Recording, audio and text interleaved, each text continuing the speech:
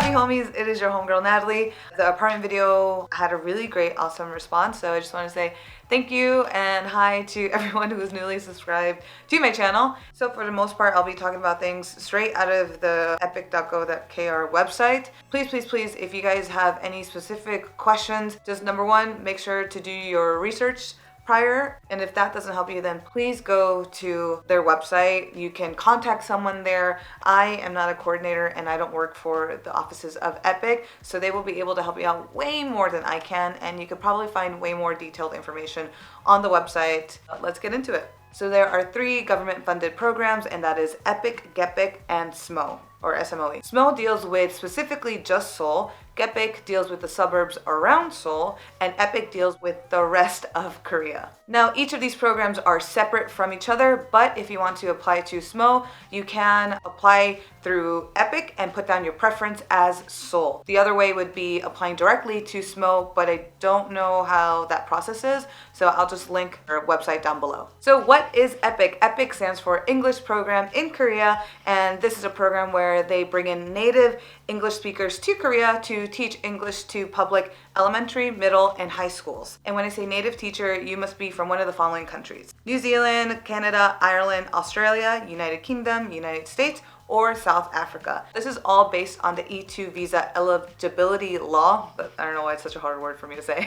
So EPIK does not have control over this whatsoever, and there's no way to get around it. Next thing is something that a lot of people were asking me, and eligibility. The base, guys, you have to have your bachelor's degree from an accredited university. You could be majoring in anything. So for example, my major was international business. But those with a teaching license, a bachelor's or master's in education, or majored in teaching, TESOL, second language studies, or any forms of education like physical education, math education, are not required to have a TEFL, TESOL, or CELTA certificate. If you don't hold any of these teaching or education credentials, then you will have to go ahead and have a minimum of a 120-hour TEFL, TESOL, or CELTA certificate. Now you can get these via online or having like an in-class program. If you're trying to better your chances, then they say that it's better to have an in-class program.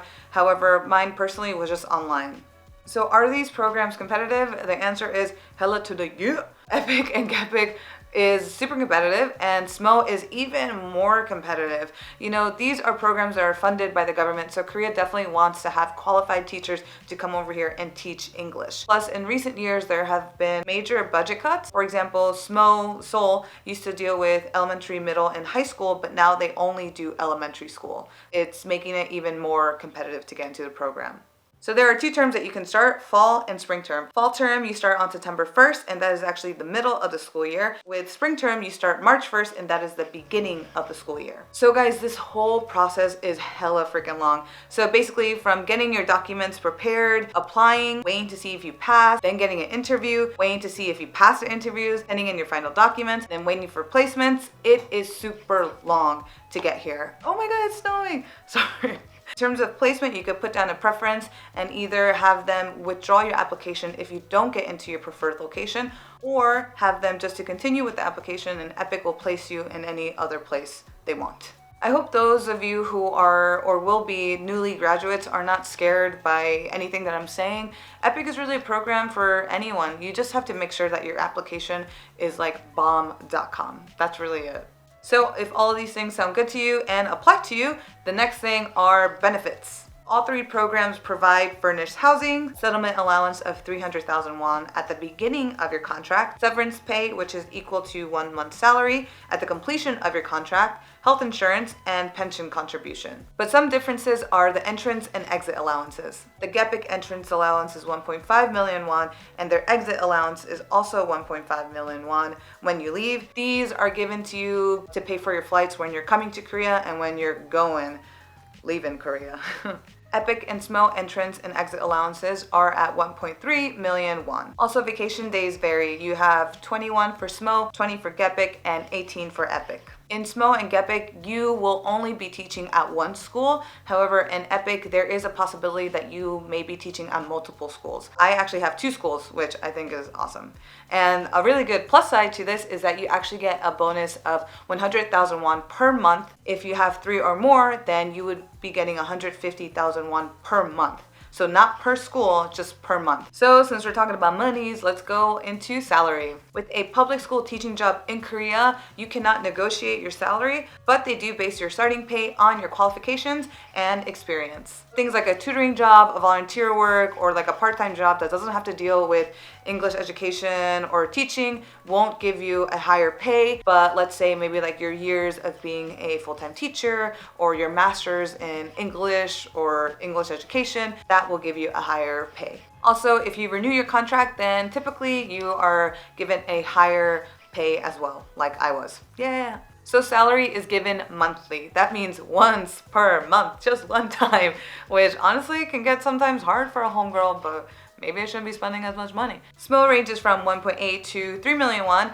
GEPIK is 2 to 2.5 million won, and EPIK is 1.8 to 2.7 million won. With housing, you have two options. Option number one is to go with the housing your school provides, or two, to get the money that your school gives for housing and go find your own apartment. If you go with option one, most of the time you will not have any say on how your apartment looks like or where it actually is. But I did have one friend, just one friend, who her school showed her a couple different apartments and she was able to choose which one was best for her. So why did I decide to go with EPIK? To me, it just felt like the most trustworthy way of going. I heard about like getting into Korea like via Hagwons and stuff. This is a government funded program, so I felt way more secure in applying through here. But it really all just depends on you. You know, it depends on your qualifications and your experiences and what you want to do and how badly you want to get here and how quickly you want to get here. So it really just depends. Side note, I had actually applied to go into Seoul, but at that time I wasn't accepted. I shouldn't say accepted, it was more so like the spots were filled up anyways. So instead they placed me here in Daejeon. And when I first originally like looked up the city, I was like, oh my god, this place looks so small. But with any place that you are living around the world, what really makes this experience so great are the people around you. So for those of you who are coming in the spring term, make all the freaking friends that you can, dude. In your orientation, in your city, outside your city. The people here are gonna be such a big part of your life, such a big safety net as you're here in Korea. A little shout out to all my homies, all the homies that came here during my intake, because you are all so amazing and really just made my whole experience here just that much more awesome. So yeah, that's why I chose EPIK and I'm pretty happy with everything thus far. That is it for this video.